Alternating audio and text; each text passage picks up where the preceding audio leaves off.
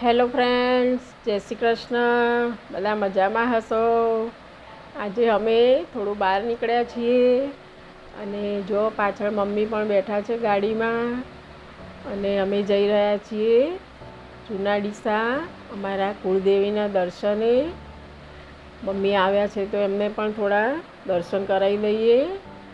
અને જો આ રોડ ઉપર કેટલો બધો ટ્રાફિક છે, તો અમે અત્યારે ટ્રાફિકમાં ઊભા રહ્યા હતા અને હવે ટ્રાફિક ખુલી ગયો છે.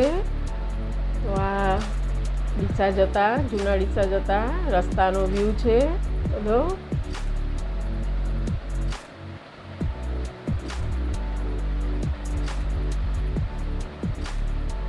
આજે બહુ દિવસે અમે ત્યાં જઈ રહ્યા છીએ દર્શન માટે.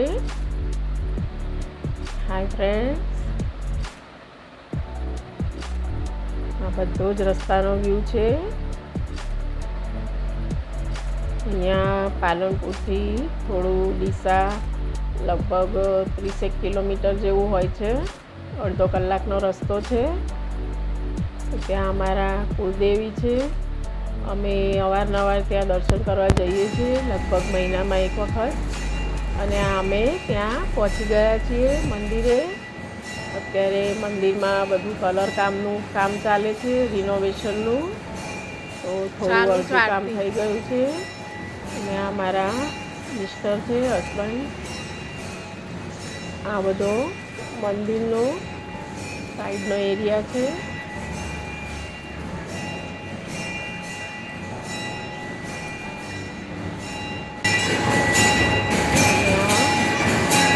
માતાજી છે અમારા સીતાજીના માતા.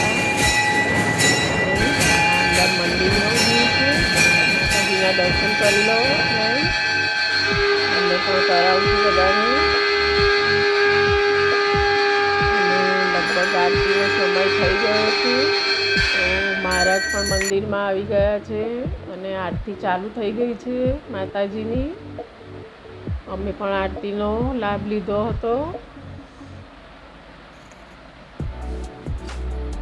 અને આ મંદિરનો પાછળનો પ્રદક્ષિણા કરવાનો વ્યૂ છે. મમ્મી પાછળ પ્રદક્ષિણા મંદિરની કરીને આવી રહ્યા છે,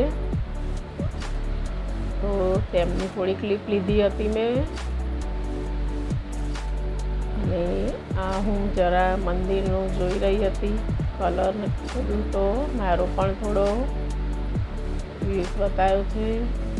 અહીંયા મંદિરમાં રહેવા માટેની સરસ સગવડ છે, જમવા માટેની પણ સારી સગવડ છે, ભોજનશાળા છે અને રૂમો પણ બહુ જ છે.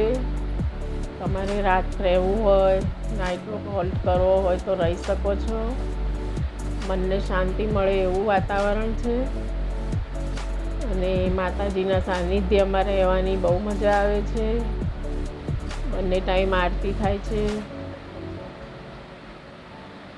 ભોગ ધરાવાય છે માતાજીને, ને માતાજીનો પ્રસાદ લેવાય છે.